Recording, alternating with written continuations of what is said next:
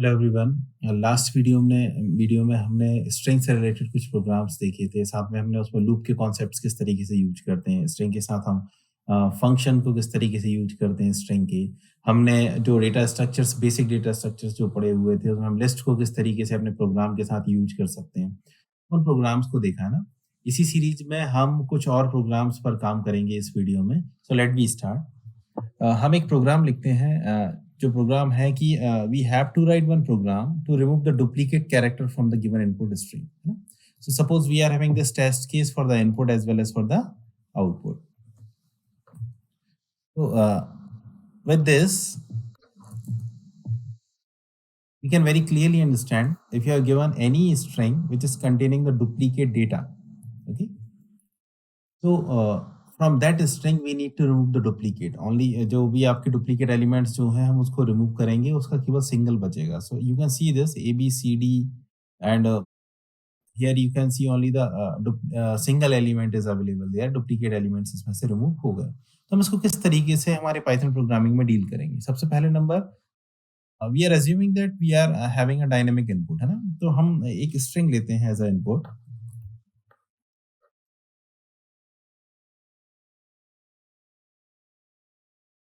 We write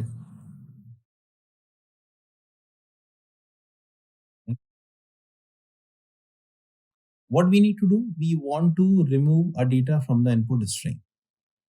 Okay, so for that, like previous programs, we are maintaining one list, that is an empty list.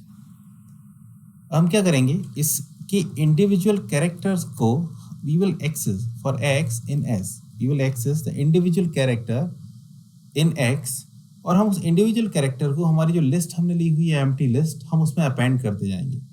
But list में append करने की condition क्या रखना पड़ेगी हमें, कि जो एलिमेंट ऑलरेडी लिस्ट में अवेलेबल है उसको हम अपेंड नहीं करेंगे, रेस्ट ऑफ द एलिमेंट्स को हम उसमें अपेंड करते जाएंगे, जिसको फर्दर हम ज्वाइन फंक्शन के थ्रू ज्वाइन करेंगे। So we will have non duplicate list. Let we see in the program. तो मुझे क्या करना है, if x not in l, मतलब यदि हमने जो x देखा जो स्ट्रिंग में है, if that is not the part of l, what we need to do, just simply l dot append x, जो भी x इंडिविजुअल कैरेक्टर है स्ट्रिंग का, उसको हमें अपेंड कर देना है। So after the execution of this loop, you will be finding the whole elements that is not duplicate has been stored to the list, है ना। तो फिर हमें क्या करना पड़ेगा, हम एक वेरिएबल लेते हैं, that is our one output variable।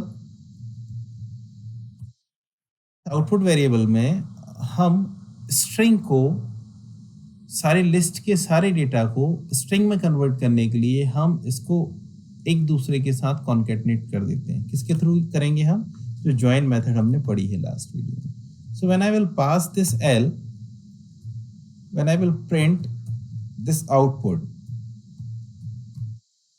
print this output, and when I run this code, so you can see this, I'm just taking the example here.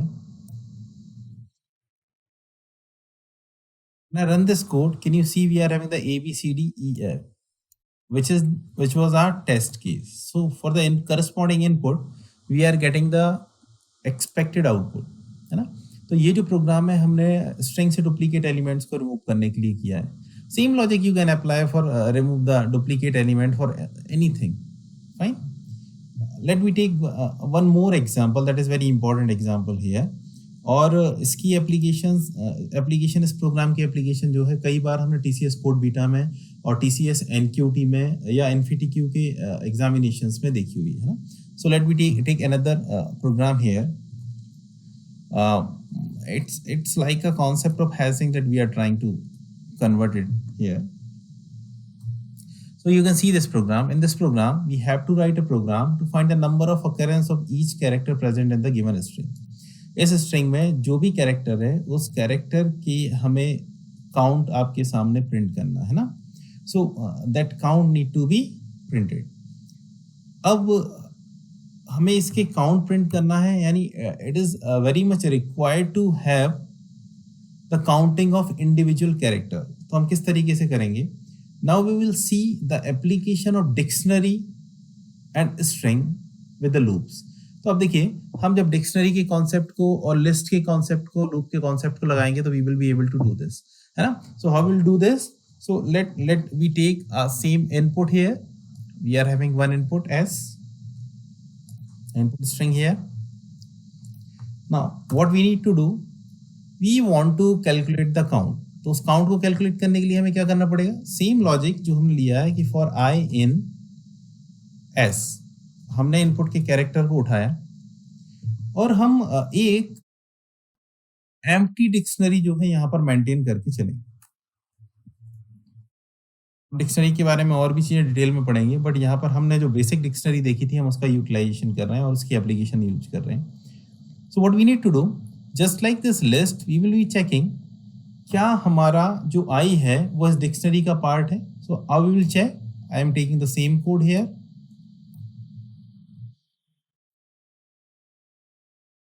What I need to do here, I should take I here. Fine.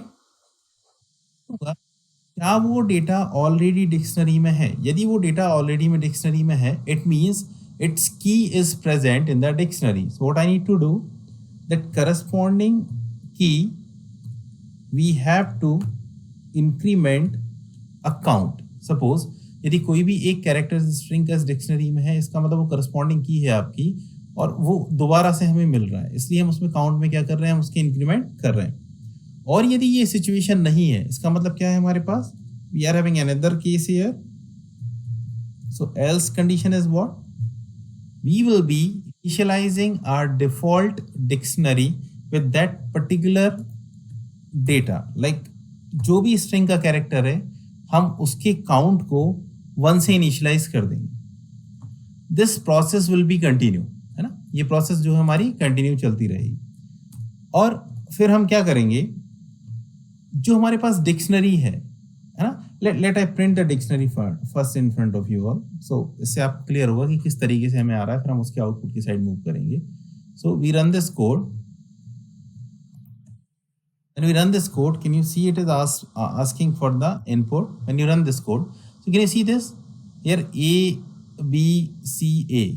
A is 1 if I not in L. Sorry, हमें I not in D लिखना चाहिए यहाँ पर, otherwise वो ऊपर वाली list में check कर रहा है by default, है ना.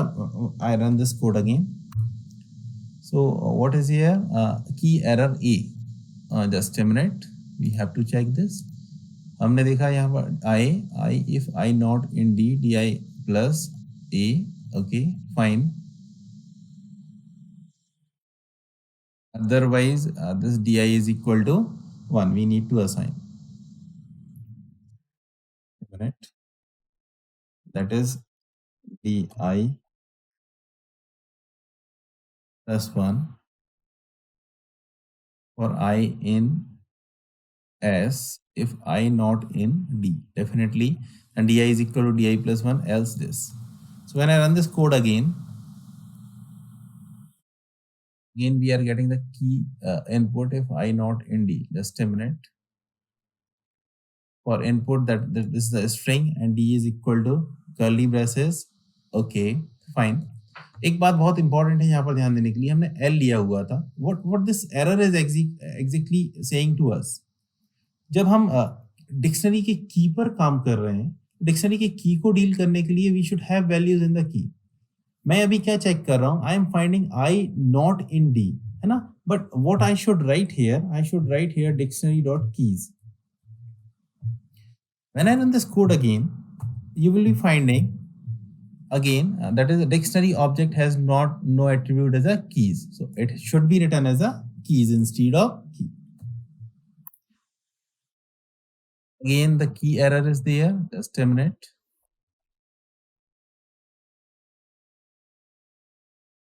Yeah, if I not in d dot keys, that should be for I in S if I, this should be if I in, because we are incrementing the count. If we are using the not in word, it means it is checking for not, है ना, instead of key inside the dictionary. Now you can see the output. तो देखिए जब हम इस programme को बना रहे थे, we have seen the lot of errors also here.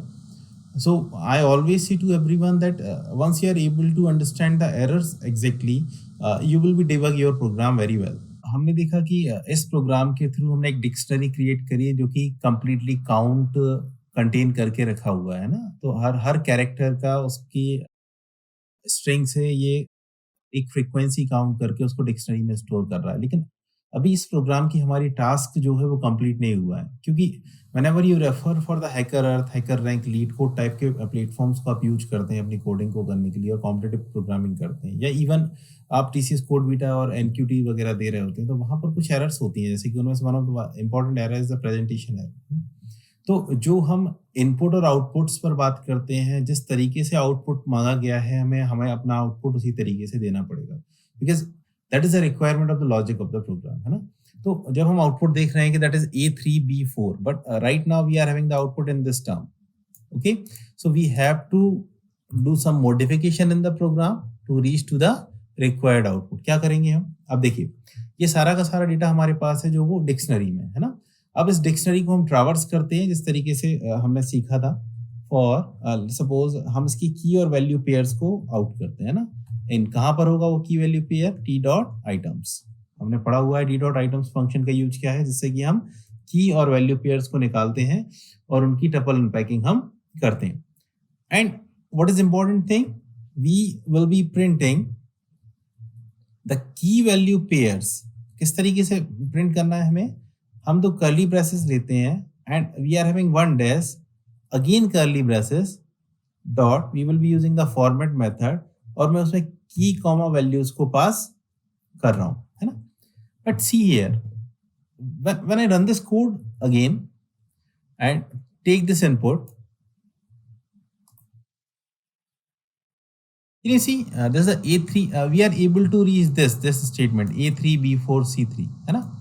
But अभी भी जो हमारा एक्सपेक्टेशन है आउटपुट का वो है कॉमा सेपरेटेड वैल्यूज। तो मैंने आपको सिखाया है कि किस तरीके से कॉमा सेपरेटेड वैल्यूज करेंगे हम। What we need to do, यहां पर हमें एंड करना पड़ेगा कॉमा से, और इस बात को समझना पड़ेगा क्या हम एंड एट्रीब्यूट का यूज कर प्रिंट फंक्शन के are we able to do the same? Let me check and run this program again. Can you see this? We are having expected output, that is A3, B4, C3, D1, E1, but what the problem is here? That comma is available there. So how to deal with this? Because जब आप इन competitive platforms पर काम कर रहे होते हैं तो उनको तो आपका एग्जैक्ट आउटपुट चाहिए जो भी आपका प्रेजेंटेशन आउटपुट के फॉर्म में है ना। So what we need to do to ensure the exact output, let I take one concept here, that is a backslash b, है ना, backslash. So when I run this code again, this output is A3, B4, C3, D1 and E1. So that is what the complete code. So by this we have calculated the frequency in the D, and finally to reach the corresponding test keys, और जो test keys हमें था उसको हमें पास करने के लिए और exact output लेने के लिए, जिससे कि हम उसके आउटपुट के प्रेजेंटेशन को भी दे पाए, ये कोड और इम्पोर्टेंट है उसको लिखना। And this is finally the way to handle it, है ना। So when I run this code again, can you see? Yes, so your input string is this one and the corresponding output is this one. So these were 3 important programs जो कहीं ना कहीं पर पूछे ही गए हैं अभी तक, कंपनीज में भी पूछे गए हैं, प्लेसमेंट में भी पूछा गया है, या कहीं ना कहीं इनकी एप्लीकेशन भी होती है। यदि हमें हैशिंग भी यूज करना है तो कहीं ना कहीं इस टाइप के प्रोग्राम्स जो हमें हेल्प करते हैं। So this is all about the programs that we have discussed in the previous video and in this video. Basically we have used the concept of string functions and the basics and previous advanced data structures that we have. Okay, so for this video it's all. Thank you.